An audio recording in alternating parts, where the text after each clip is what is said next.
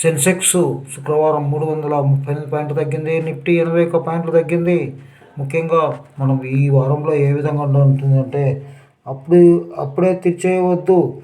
అదేవిధంగా రకరకాలైన ఫ్యాక్టర్తో ఈరోజు ఎలా ఉండబోతుంది ఈ వారంలో అనేది మనం గమనిస్తే ఈ వారంలో ఒడిదుడుకులు తప్పని పరిస్థితి ఉండేటట్లు మనకు కనిపిస్తుంది.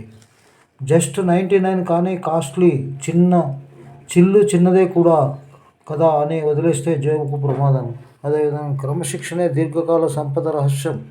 డిజిటల్ చెల్లింపుల కెనరా ఏఐ వన్పే యాప్, అమెరికా స్టాక్స్లో పెట్టుబడులు, కోటక్ పైనీర్ ఫండ్, పన్ను చెల్లించే విధానం ఇది.